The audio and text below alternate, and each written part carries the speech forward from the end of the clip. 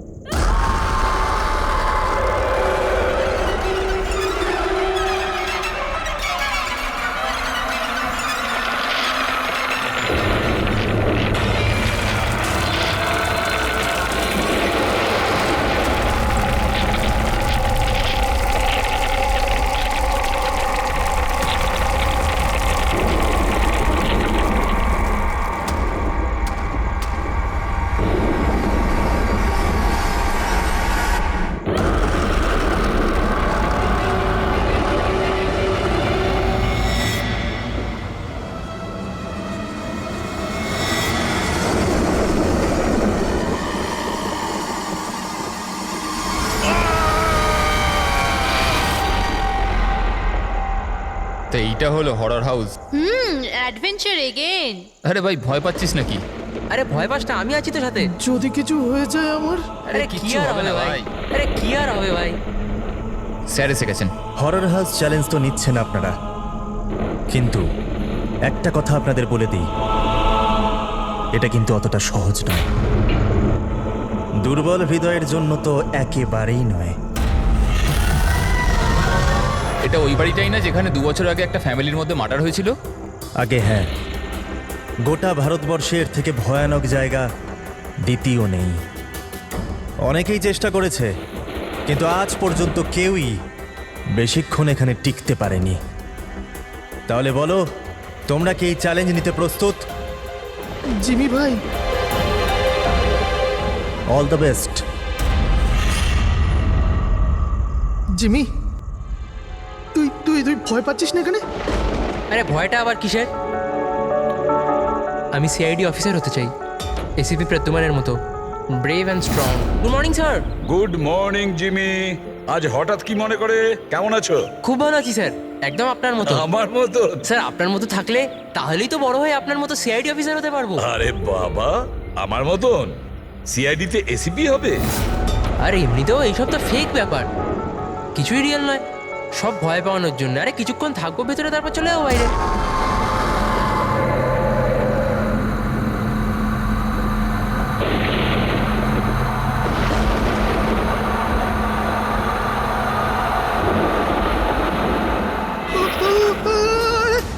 আরে আরে খোল রোহিত, রোহিত খোল না, আরে খোল। ঠিক আছে, আরে রোহিত তো খোল না। এখন এখান থেকে আমাদের আলাদা আলাদা যেতে হবে। Jimmy, see you later Sushant. আরে বাই। জিমি প্লিজ দরজাটা সুশান্ত, খুলে কিচ্ছু দে হবে জিমি। না। আরে চল না ভাই। আরে please come back guys.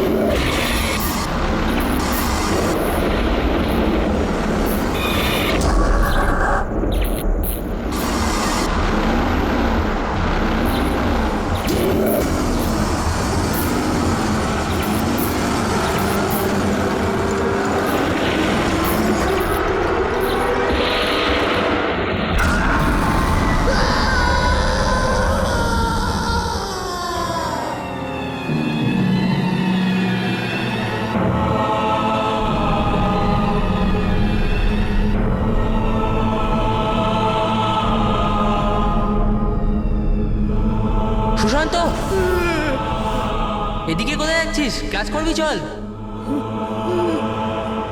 Sushant, কি হয়েছে?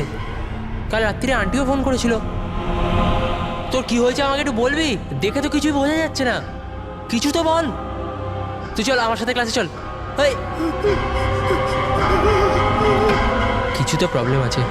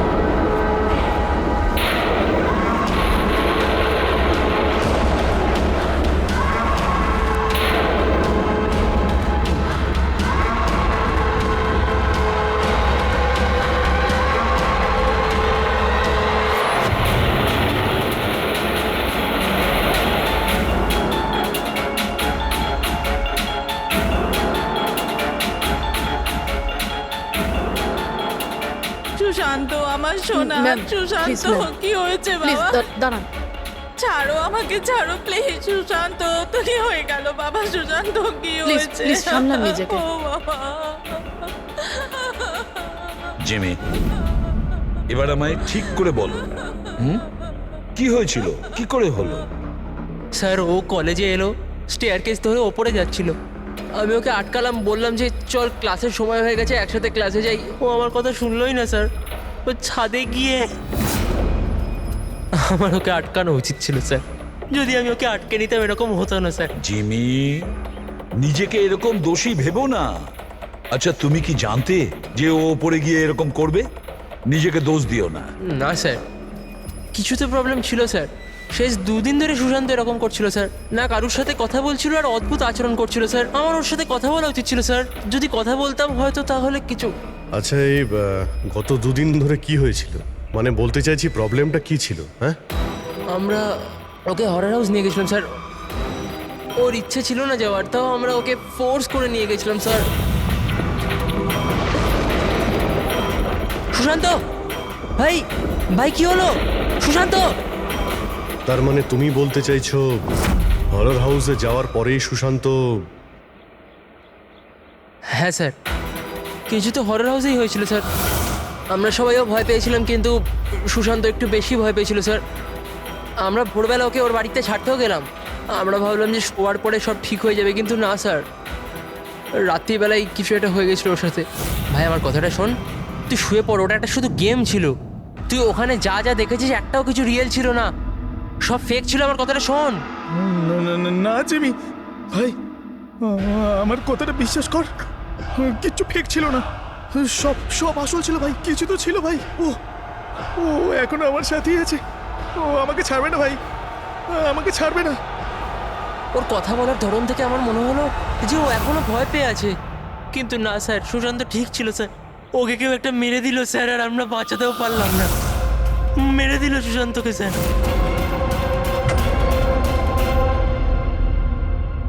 এই দেখো বস, এইটা সিটি স্ক্যান। কার? এটা একটা 80 বছরের বয়স্ক লোকের ব্রেনে সিটি স্ক্যান। এই লোকটির খুব ভয়ঙ্কর ব্রেনের অসুখ ছিল। একটু দেখো বস, এর ব্রেন সেলস কিরকম ছোট হয়ে গেছে। আর স্যার, এই সিটি স্ক্যানের ব্রেন সেলস আরো বেশি ড্যামেজড। এই স্ক্যানটা কার? সুশান্ত। কি?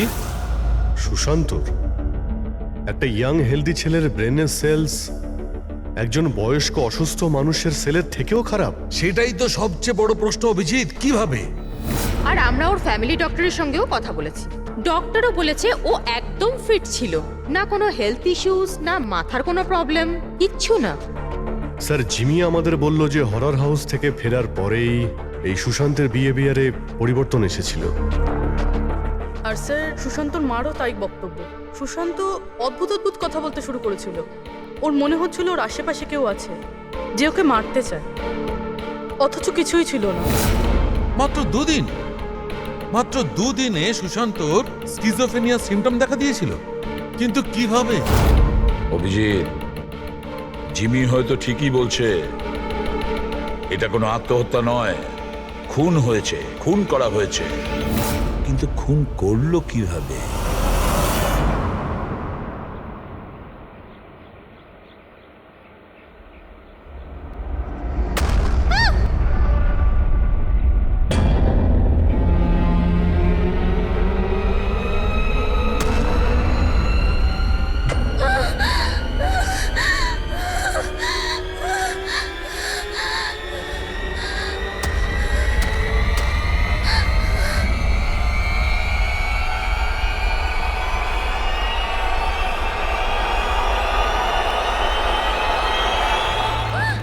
আরে দাঁড়াও, শোনো, দাঁড়াও, শোনো, শোনো, আরে আরে দাঁড়াও, এ পাগল হয়ে কেন গেছে নাকি? মারবে?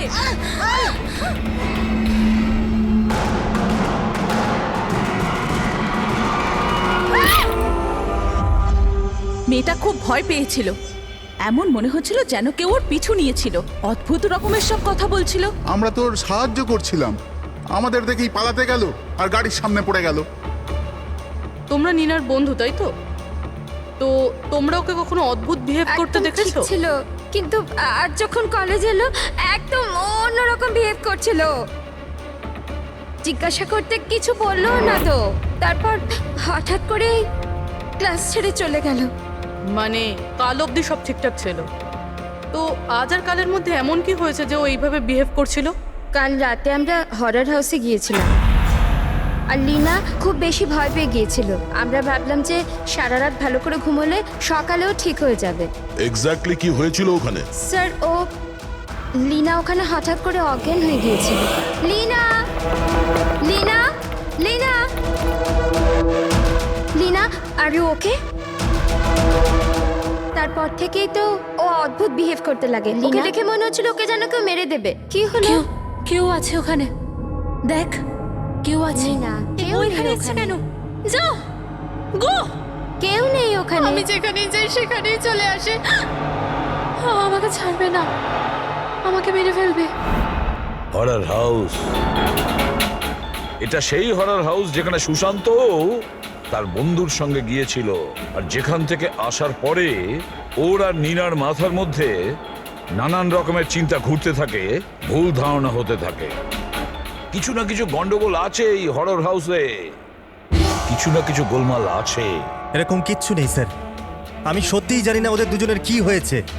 তুমি জানবে না তো আর কে জানবে? হ্যাঁ, এই হরর হাউসের ব্যাপারে তোমার কোম্পানি সোশ্যাল মিডিয়াতে মেসেজ শেয়ার করেছিল, তাই না? আর এতে পরিষ্কার লেখা আছে যে এই হরর হাউসে মার্ডার হয়েছে, আর যে কেউ এই বাড়িতে এক রাত থাকলে তাকে 50,000 টাকা পুরস্কার দেওয়া হবে। হ্যাঁ, আর এতে এটাও লেখা আছে যে এই হরর হাউস তৈরি হওয়ার আগে 2-3 জন এখানে রাতে ছিল যারা এখনো নিখোঁজ। এদের এখনো পর্যন্ত খোঁজ পাওয়া যায়নি। স্যার, মার্কেটিংয়ের জন্য সব কিছু করতে হয়। হরর হাউসের প্রমোশনের জন্য কিছু অ্যাক্টরকে দিয়ে আমরা কাজ করিয়েছিলাম যাতে লোকেরা এখানে আসে। আপনারা যদি চান তো না আমার ঠিকানা দিতে পারি, আপনারা জিজ্ঞাসা করতে পারেন ওদের। আচ্ছা, তুমি যদি এসব কিছু মার্কেটিং এর জন্য করে থাকো, তাহলে এর পেছনের আসল গল্পটা কি? স্যার, এখানে একজন খুব ধনী মানুষ থাকতো তার নিজের পরিবারের সাথে, বিক্রম।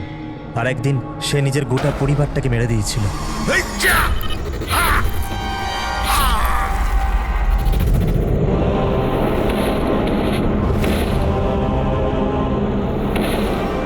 আমাকে মারতে এসেছিল, সবাইকে মেরে দিয়েছি আমি, সবাইকে মেরে দিয়েছি আমি। আমায় মারবি, আমায় মারবি।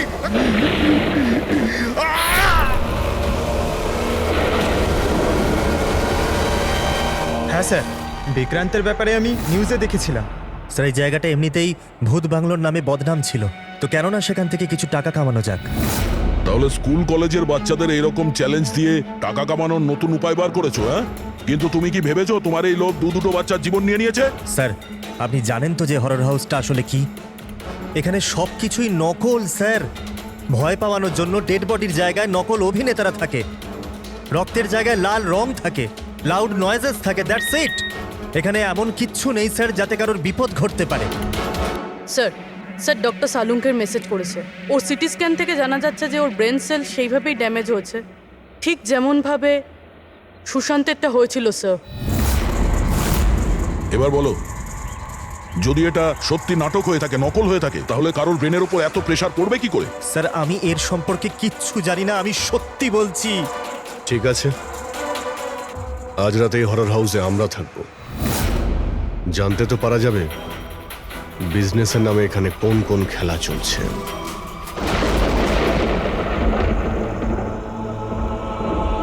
অভিজিৎ, এই বাড়ির মালিক মহেশ আর ওর স্টাফ গন্ডগোলের মনে হচ্ছে ওরাই সেই লোক যারা এসব করছে।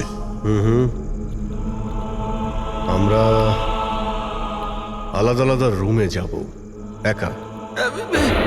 আমরা সবাই নিশ্চয়ই এটা জানি যে এরা এখানে এমন ব্যবস্থা করে রেখেছে যাতে আমরা সবাই ভয় পেয়ে যাই। হ্যাঁ,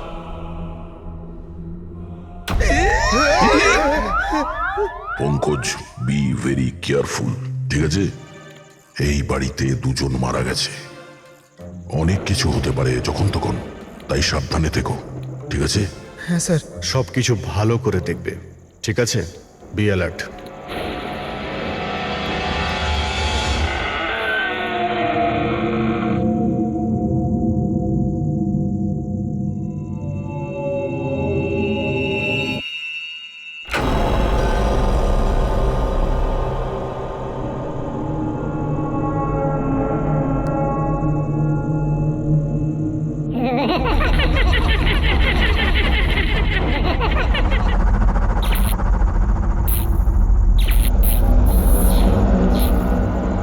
যদি দরজা অবধি যেতে হয় তো এই লাশগুলোকে টপকে যেতে হবে।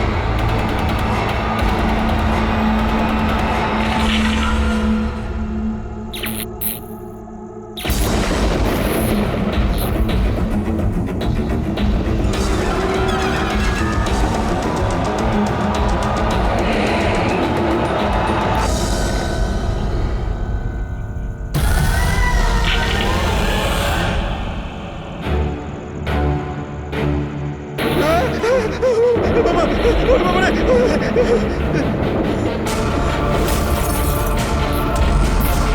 বিক্রান্ত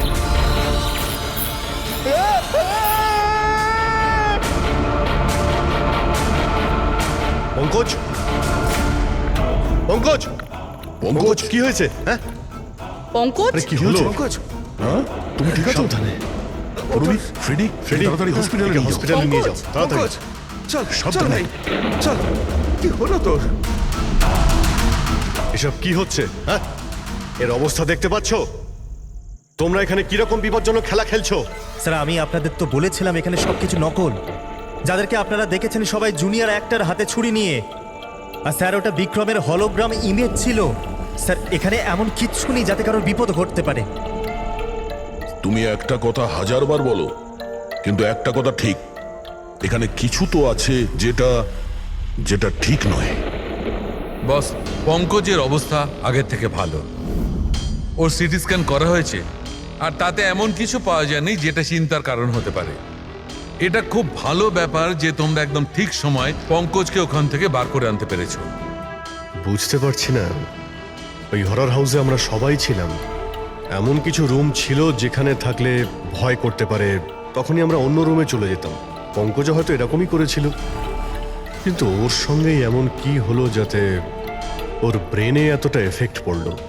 স্যার এই সুশান্ত আর নীনা তাদের বন্ধুদের সঙ্গেই হরর হাউসে গিয়েছিল, কিন্তু এর প্রভাব কিন্তু এদের দুজনের উপরেই হয়েছিল। ওদের বন্ধুদের উপর কোনো প্রভাব হয়নি, সবাই নর্মাল ছিল। স্যার হতে পারে ওই হরর হাউসের কোনো একটা ঘরে এমন কোনো জিনিস আছে যেটা মানুষের ব্রেনের ওপর খুব প্রভাব ফেলে। এই পঙ্কজ, নীনা, সুশান্ত ওরা গিয়েছিল তাই ওদের ব্রেনে প্রভাব পড়েছে। বাকি সবাই ওই ঘরে যায়নি তাই ওদের ব্রেনে কোনো প্রভাব পড়েনি। হতে পারে দয়া, হতে পারে, কিন্তু কোন রুমে ঘটনাটা ঘটেছে সেটা তো জানতে হবে। স্যার আমি ওখানে বিক্রান্তের ডায়েরি পেয়েছি। যেদিন ওর ফ্যামিলিকে খুন করে ও আত্মহত্যা করেছিল তার কয়েকদিন আগেই ও লিখেছিল, আমি আবার ওদের দেখেছি, ওদের শব্দ শুনতে পেয়েছি, ওরা সব জায়গাতে আমার পিছু নিচ্ছে, আমি রাতে ঘুমোতে পারি না, কাউকে ভরসা করতে পারছি না, ওই শয়তান সবাইকে ওর দিকে করে নিয়েছে। কিন্তু অদ্ভুত ব্যাপার হলো এর আগেও যা কিছু লিখেছে তা একদমই নর্মাল, তার মধ্যে ভয়ের কোনো কথা লেখাই নেই। যা কিছু হয়েছে হঠাৎ করেই হয়েছে স্যার, সুশান্ত আর নীনার মতো। একটা কথা কিছুতেই বুঝতে পারছি না অভিজিৎ, এই বিক্রান্ত তার নিজের ফ্যামিলিকে পুরো শেষ করে দিল আর এতটা ভয় পেল যে নিজেকেও মেরে ফেললো, আত্মহত্যা করলো। না অভিজিৎ, কিছু না কিছু গোলমাল আছে। তাহলে কি সুশান্ত আর নীনার মতো কেউ বিক্রান্তকেই মেরেছিল? এটা আত্মহত্যা নয় বরং খুন। বাট কি হতে পারে বিক্রান্তের সঙ্গে, কি হয়েছিল ওর সাথে, কিভাবে জানা যাবে? স্যার বিক্রান্তের ফ্যামিলিতে মাত্র একটাই মেয়ে জীবিত এখনো, ওর বড় মেয়ে রাধিকা। স্যার হয়তো আমি আজ বেঁচে আছি তাহলে শুধু এই কারণ আমি ওই দিন শহরের বাইরে ছিলাম, একটা ট্রিপে গেছিলাম, আর যখন ফেরত এলাম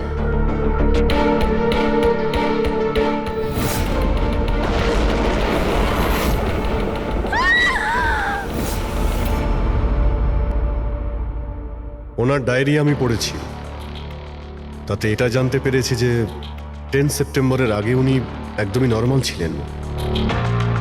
তারপর থেকে উনি কাউকে দেখে ভয় পাচ্ছিলেন, মনে হচ্ছিল কেউ ওনাকে মেরে ফেলতে চায়। 10 সেপ্টেম্বর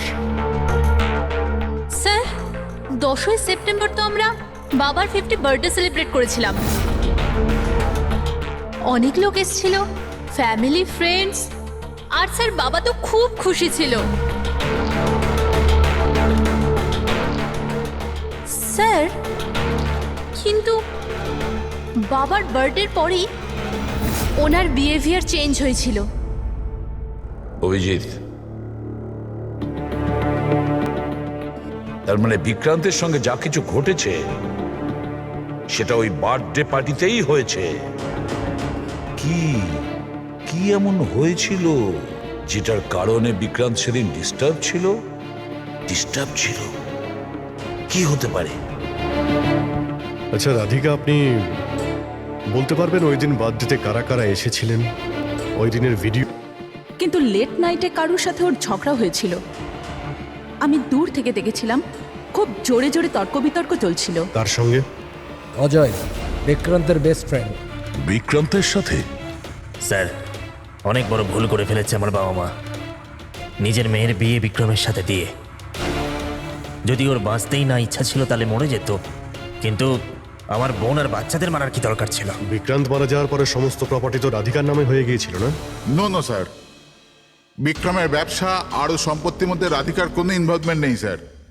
ওর পরিবারের পর ও পুরো ভেঙে পড়েছিল, একটা টাকাও নেয়নি স্যার। বেশিরভাগ টাকাটাই ও চ্যারিটি করে দিয়েছিল। আর বিক্রান্তের বিজনেস? স্যার, ওর কাজিন আছে না দীপক, ওই সব সামলাতো। দীপক, বিক্রান্তের মৃত্যুর পরে ওর পুরো বিজনেসের প্রপার্টি তুমি সামলেছ, তাই তো? কারণ বিক্রান্তের ফ্যামিলিতে আর কেউ ছিল না, শুধু রাধিকা ছাড়া।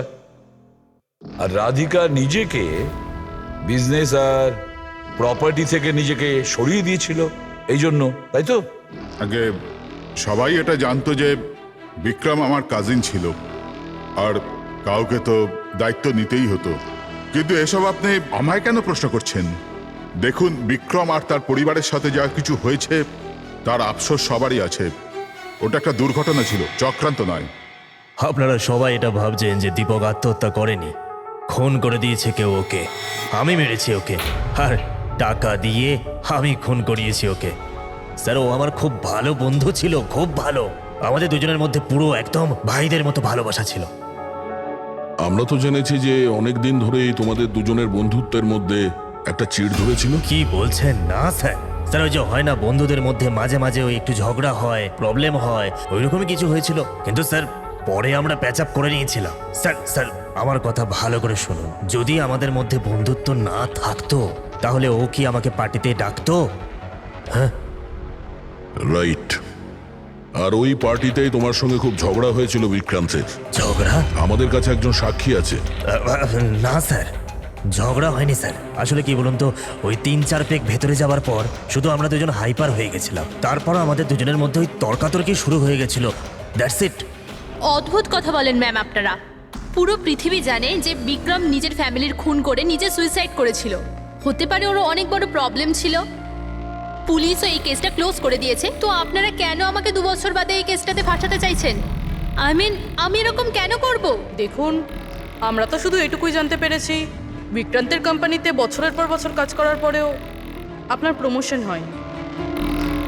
ইনফ্যাক্ট বিক্রান্ত আপনাকে বরখাস্ত করতে চেয়েছিল, আর তারপর আচমকা বিক্রান্তের মৃত্যুর পর আপনার ফাইন্যান্সিয়াল কন্ডিশন বেটার হয়ে গেল। হ্যাঁ, তো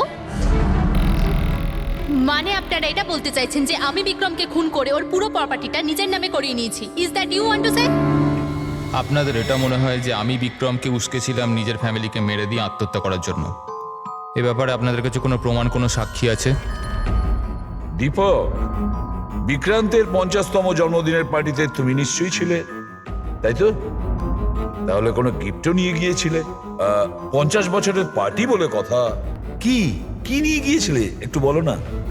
আগে 2 বছর আমি বিভিন্ন জনকে বিভিন্ন গিফট করেছি, কি করে বলবো যে বিক্রমকে কি দিয়েছিলাম? আমি ঠিক মনে করতে পারছি না। আই থিঙ্ক শুধু কার্ডটাই দিয়েছিলাম। কিন্তু স্যার এই হঠাৎ মধ্যেখানে গিফট কোথা থেকে চলে এলো? আর আমার মনে নেই যে আমি ওকে কি গিফট দিয়েছিলাম। এটা 2 বছর আগের ঘটনা ম্যাম।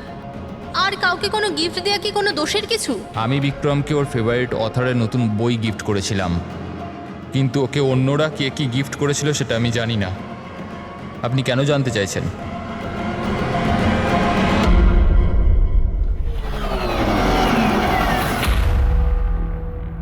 সবাইকে জিজ্ঞাসাবাদ করেছি স্যার, শুধুমাত্র 4 জন লোক, অজয়, দীপক, দিব্যা আর নন্দন গন্ডগোলের মনে হচ্ছে স্যার। স্যার মনে হয় না এরা কেউ আদৌ সত্যি কথা বলছে।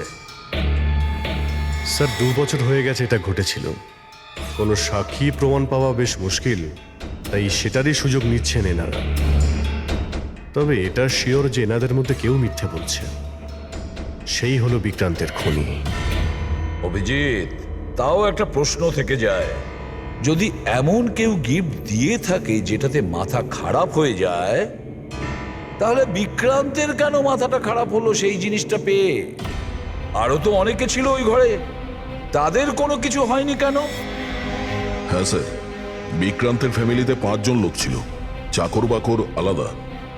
ওদেরও তো প্রভাব পড়তে পারতো এর ওপরে। যেমন 2 বছর বাদে যত লোক ওখানে গেছে, কারোর ওপর কোনো প্রভাব পড়েনি, শুধুমাত্র পঙ্কজ, সুশান্ত আর নীনা। পঙ্কজ, বলো কোন রুমে গিয়েছিলে আর কিভাবে গিয়েছিলে?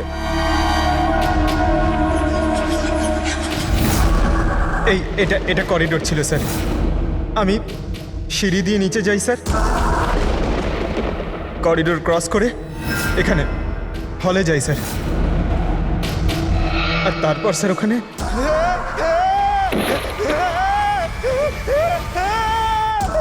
ও আমার পা ধরেছিল স্যার, আমি ভয় পেয়ে যাই, তারপর আমি এখান থেকে পালাই, আর তারপর স্যার আমি করিডোরে আসি, আর এইখানেই হয়তো কোথাও আমি ওই বিক্রান্তকে দেখি। আর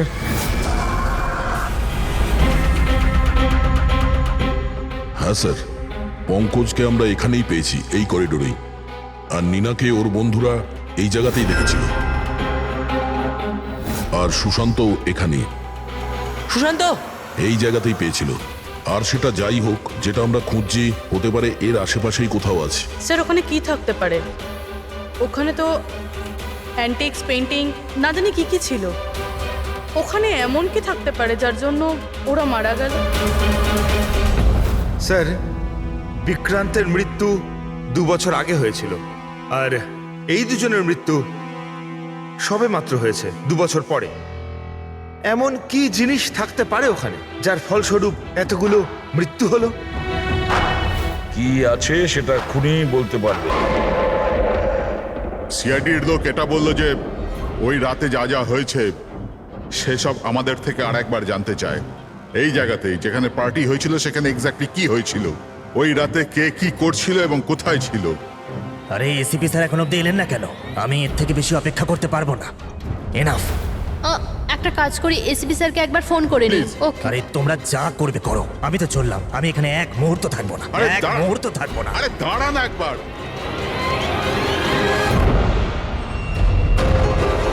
হ্যালো স্যার, আমি বলছিলাম, আপনি আমাদের হরর হাউসে রেখেছিলেন না?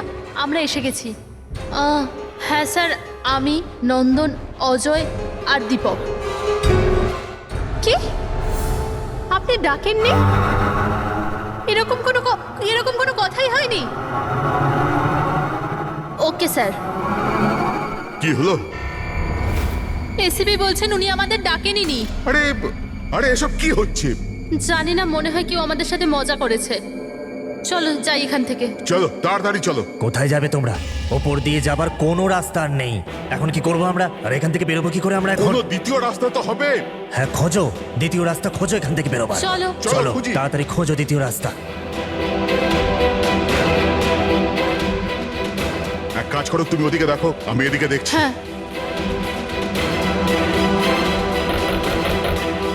আরে কেউ আছেন? প্লিজ দরজা খোলো।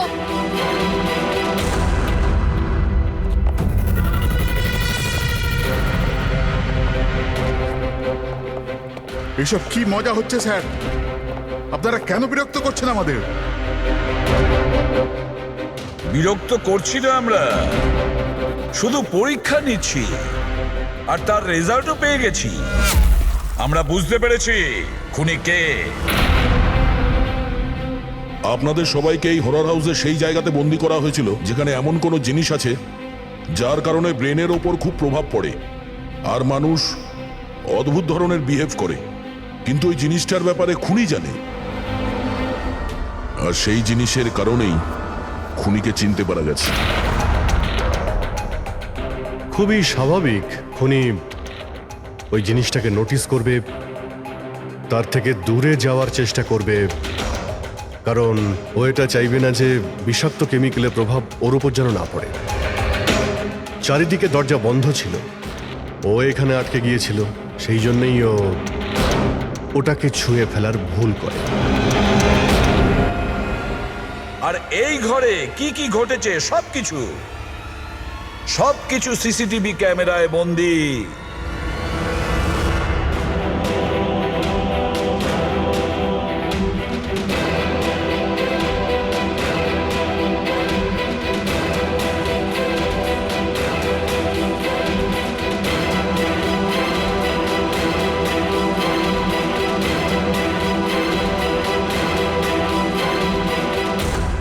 সবাই ভাবতো যে বিক্রম খুব ভালো একজন মানুষ, কিন্তু এটা সত্যি ছিল না।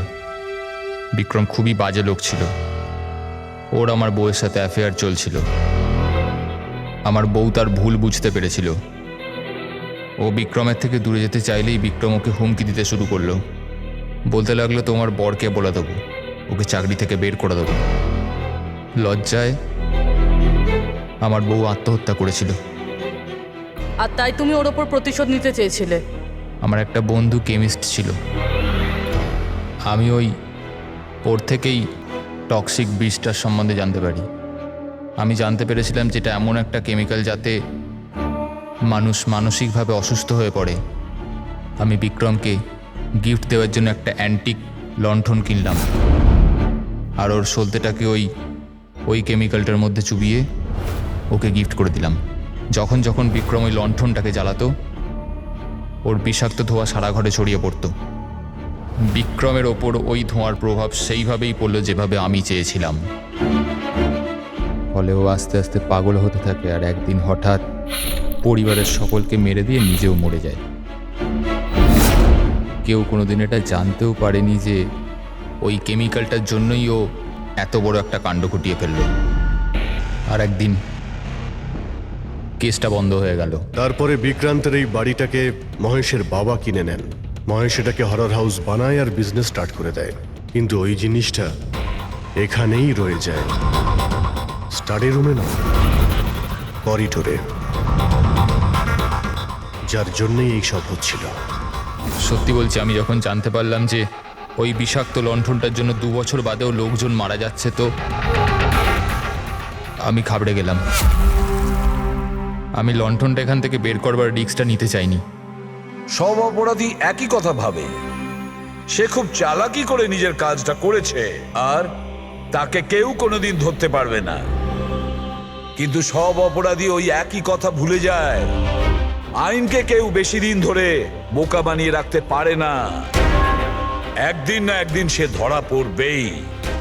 দেখো, তোমার সেই প্রতিশোধের আগুনে কতগুলো নিরীহ লোকের প্রাণ গেল। আইন তোমাকে কোনোদিন ক্ষমা করবে না। কঠোরতম শাস্তি হবে তোমার, ফাঁসি হবে তোমার, ফাঁসি।